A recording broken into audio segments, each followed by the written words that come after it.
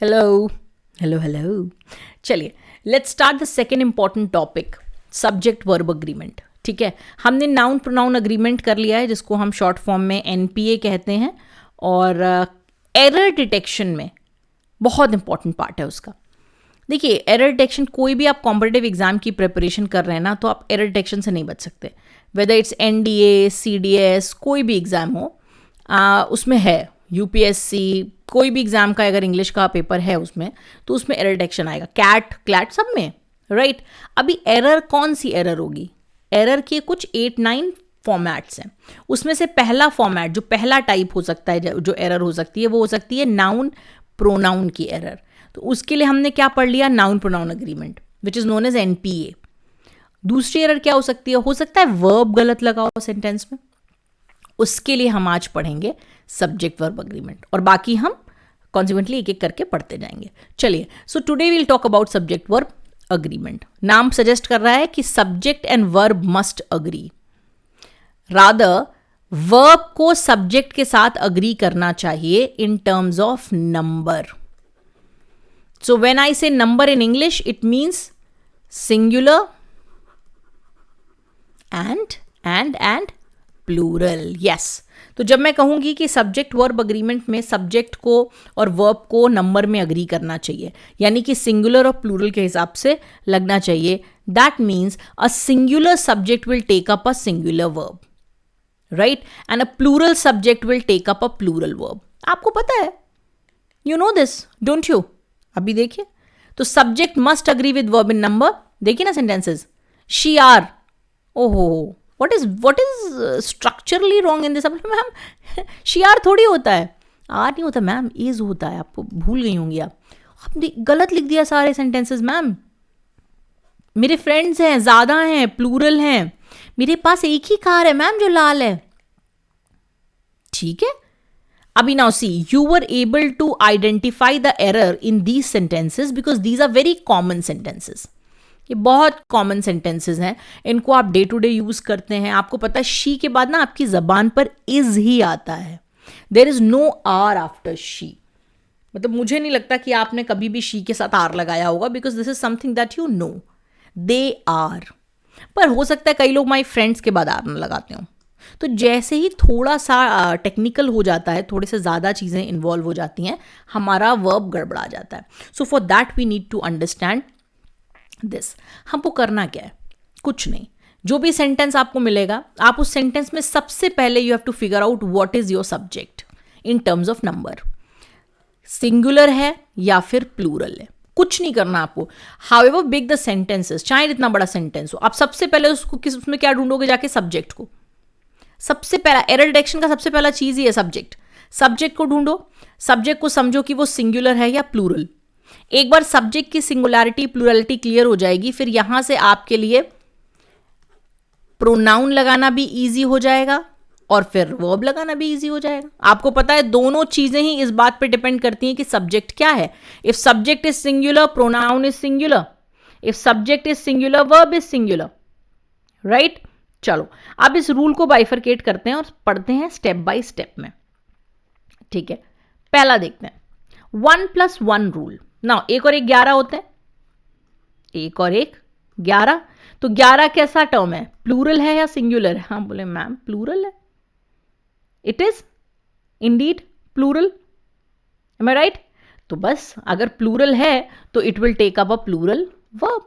तो आप कभी भी अगर किसी सब्जेक्ट को एंड से कनेक्ट करेंगे, let's see the subjects. So this is cow, the pig, 2 subjects, 1+1, they became plural. सी, हमने क्या लगा दिया इसके लिए? आर। तो कहीं भी अगर 2 सब्जेक्ट, सब्जेक्ट 1 और सब्जेक्ट 2 एंड से जुड़े होंगे, तो आप उनको क्या मानेंगे? प्लूरल। और उनके लिए जो भी वर्ब लगेगा वो लगेगा आर, वो लगेगा वर, और वो लगेगा हैव, राइट? ठीक, समझ में आ गई बात? चलिए, तो कुछ एक्सेप्शंस भी देख लेते हैं। आप बताइए, इनमें क्या होगा? Rajma and rice, oh emotion है ये डिश नहीं है, ये इमोशन है देश का। अब जब आप राजमा और राइस कहते हैं, तो आप इनको अलग अलग देख रहे हैं? नहीं भाई, राजमा और राइस एक हैं, 2 जिस्म और एक जान है। कॉर्नफ्लेक्स और मिल्क एक है। पीस एंड हार्मनी के टर्म्स में मैं एक ही टर्म में इसको यूज कर रही हूं। टाइम एंड टाइड दोनों को मैं एक ही मान रही हूं। तो जब एंड से कनेक्टेड चीज एक ही हो तो भी हम उसे सिंगुलर मानेंगे। So when two things that are connected by and but they are referring to the same thing, वो एक ही को रेफर कर रही हैं, ठीक, तो हम उसको हमेशा सिंगुलर मानेंगे। इसका मतलब है जब आप सेंटेंस देखोगे तो आपको पढ़ना पड़ेगा, ऐसे ही नहीं हो जाएगा, राइट। ये यूनिवर्सल रूल नहीं है, इसका एक्सेप्शन याद रखिए। तो अगर एंड के साथ कुछ कनेक्ट हो रहा है जो एक माना जाएगा तो that is taken as singular. चलिए, इसका एक और टाइप है बोथ एंड। तो देखिए, बोथ इंग्लिश एंड मैथमेटिक्स। देखिए, बोथ का तो मतलब ही होता है दोनों। मेरी हिंदी की हैंडराइटिंग बहुत ही सुंदर है, आप लोग भी देखें और इससे लाभान्वित हों, ठीक है। So both English and mathematics are my favourite subjects. दोनों, तो जो चीज़ दोनों है वो तो सिंगुलर रही ही नहीं, तो जहाँ पर भी आप बोथ और एंड देखेंगे वहाँ प्लूरल हो जाएगा। एक चीज़ मैं आपको बताना चाहती हूँ, यूजुअली क्या होता है ना, यहाँ से हिंदी इंग्लिश का एक स्पोकन की बात बता रही हूँ, usually people go wrong in this. वो ऐसे बोलते हैं सेंटेंसेस को, English and mathematics both, her husband and her father both. इसका रीज़न क्या होता है, हिंदी में हम कैसे बोलते हैं, राम और श्याम दोनों, इंग्लिश और मैथ्स दोनों, लखनऊ और दिल्ली दोनों।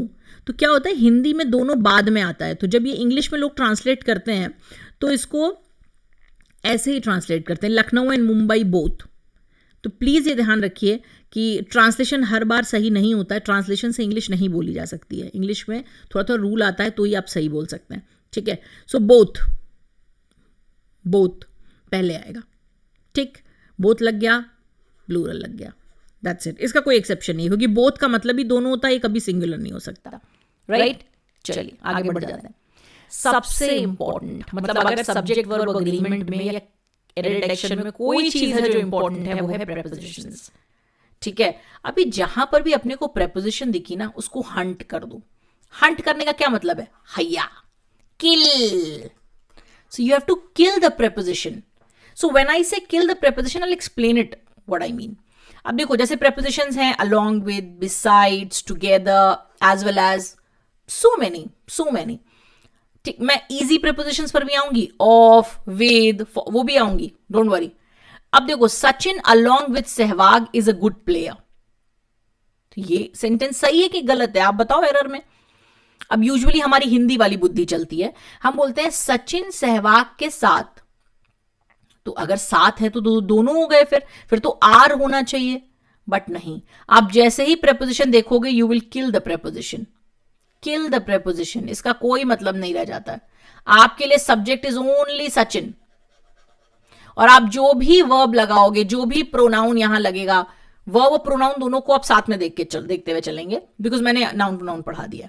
सो सचिन के साथ अब जो भी लगेगा, Sachin is singular, male singular, आप यही डिफाइन करेगा पूरे सेंटेंस को। इज राम बिसाइड्स घनश्याम, तो मुझे देखना ही नहीं है प्रेपोजिशन के बाद का कुछ, किल, किल इट, किल किल किल किल किल। सो राम के लिए आप क्या लगा दोगे, has. Dhoni together with Virat, हमको देखना ही नहीं है धोनी को, और विराट को भी नहीं देखना यहां पे, वैसे बाद में देख लेना, ठीक। क्या लग जाएगा, was. So prepositions don't affect the number of subject, क्योंकि प्रेपोजिशन के बाद में जो भी नाउन आ रहा है वो हमारे सब्जेक्ट के साथ नहीं कनेक्ट होगा। ये सबसे बड़ा मतलब रूल है, this is the biggest rule that you should keep in mind, ठीक है। तो देखिए, सचिन अलॉन्ग, इसके साइज है, सचिन हमारा एक सब्जेक्ट है, वर्ब है, हम इस चीज को कट कर देंगे, all the yellow part should be killed, hunted down, right.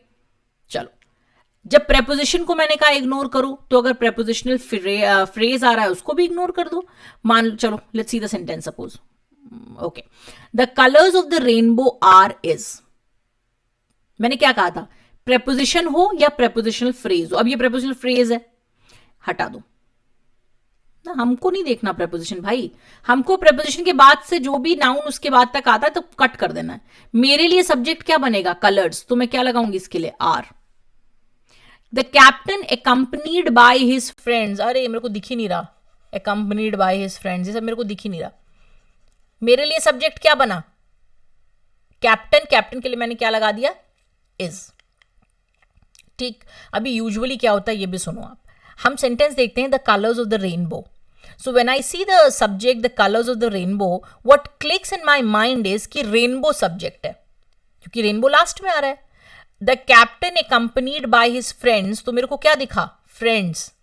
Friends क्या है, मुझे लगता है फ्रेंड सब्जेक्ट है। और आप जैसे ये गलती करोगे आपका सेंटेंस गलत हो जाएगा, क्योंकि रेनबो के हिसाब से आप क्या चुनोगे, सिंगुलर चुन लोगे, और फ्रेंड्स के लिए आप क्या चुन लोगे, प्लूरल।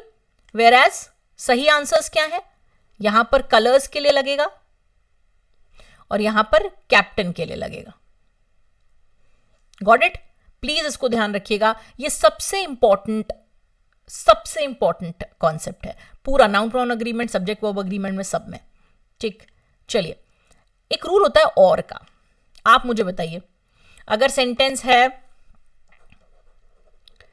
राम और सीता, या सेंटेंस है राम और हिज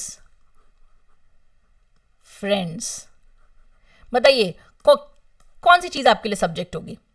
मैंने बताया है आपको ये बात, वी हैव डिस्कस्ड इट।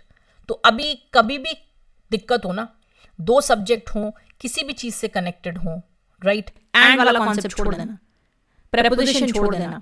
अगर वो और, either or, neither nor, not only but also, अगर इसमें से किसी के साथ भी कनेक्टेड है तो जो रूल लगेगा वो होगा प्रॉक्सिमिटी रूल। जो पास है वो पर्याप्त है।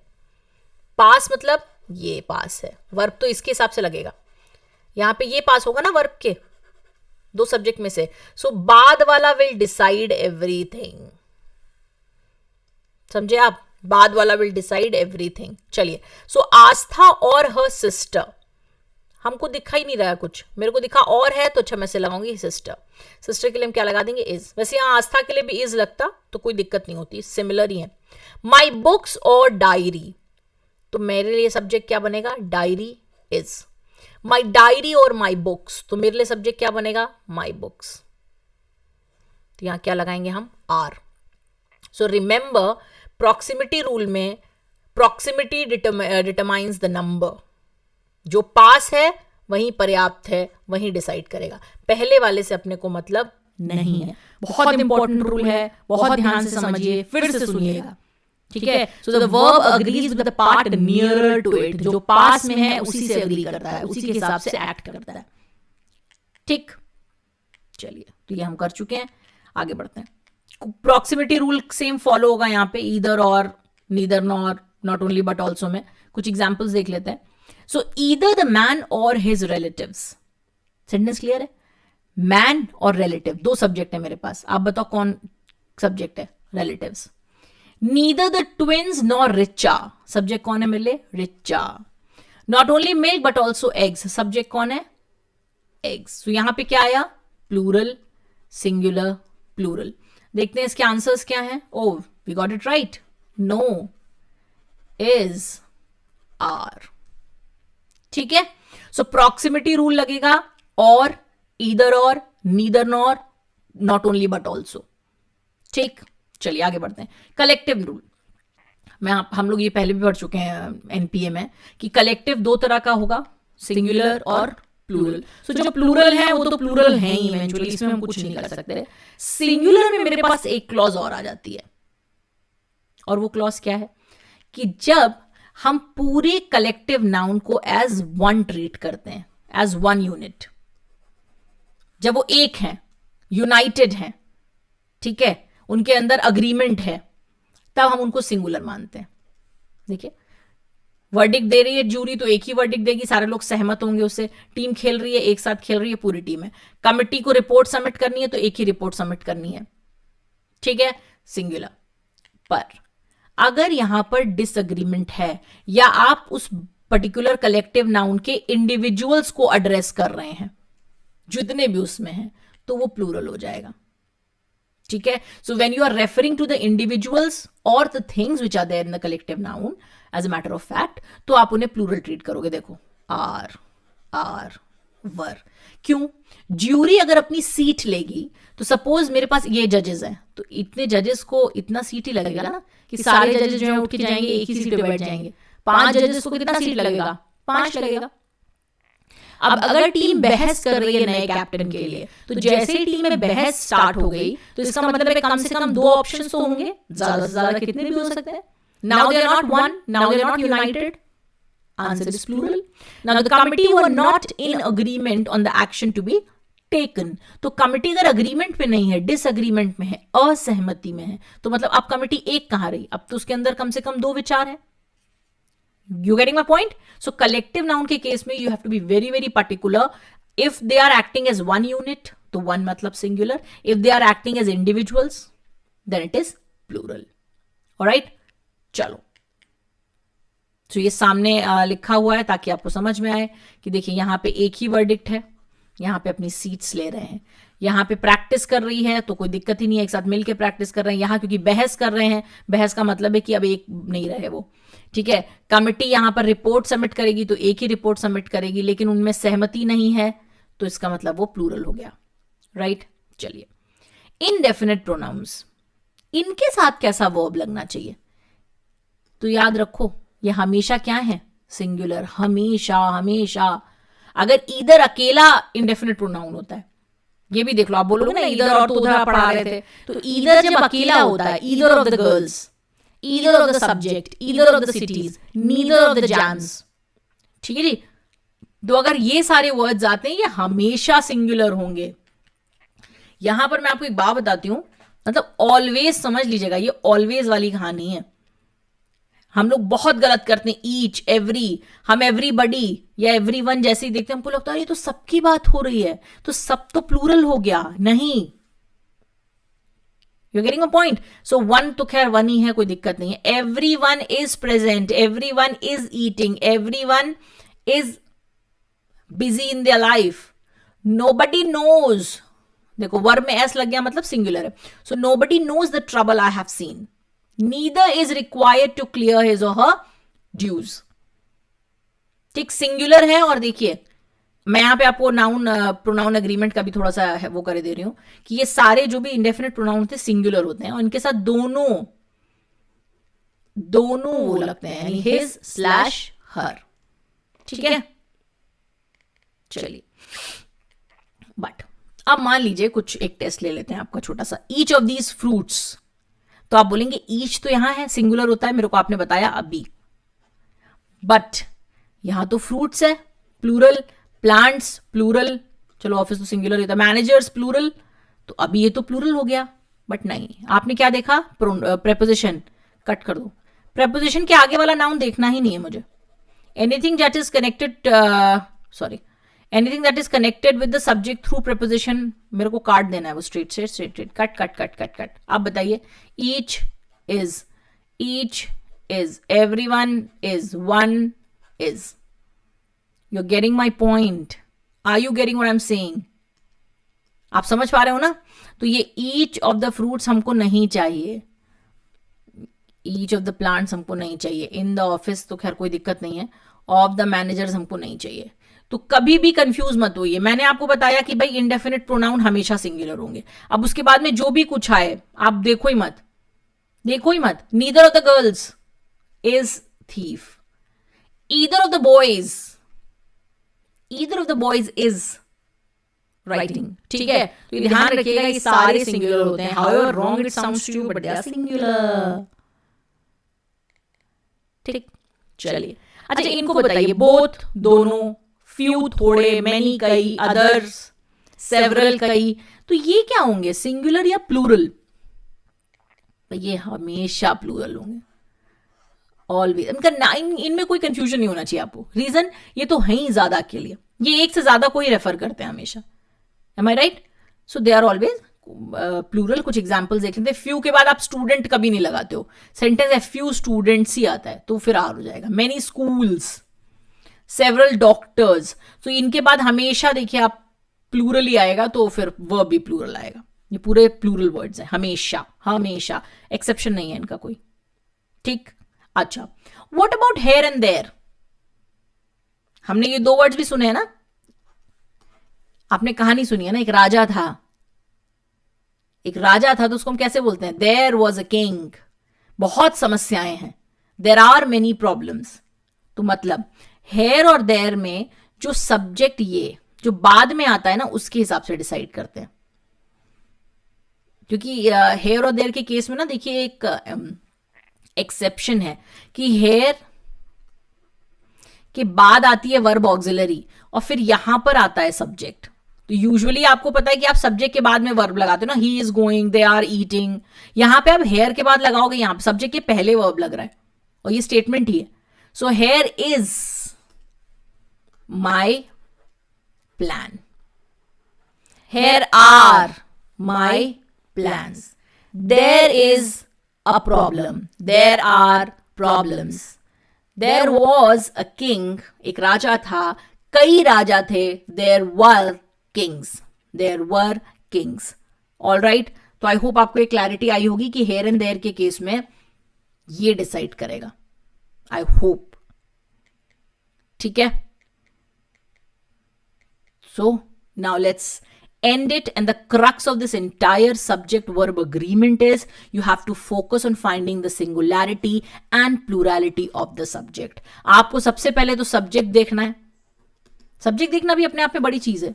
देखिए ना, अगर हेयर एंड देयर का केस है तो उसके बाद में सब्जेक्ट आता है, अगर इधर और है तो और के बाद का सब्जेक्ट है, अगर बोथ है तो दोनों सब्जेक्ट हैं।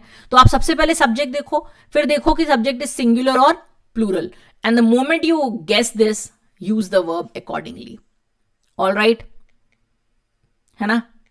चलिए, सो आई होप आपको ये समझ में आया होगा। हम बहुत ही जल्दी इसका प्रैक्टिस सेट लेकर आएंगे। इसको करिए, इसको पढ़िए, जितने क्वेश्चंस लगा सकते हैं। जब भी कुछ पढ़िए कम से कम 100 सेंटेंसेस लगाइए।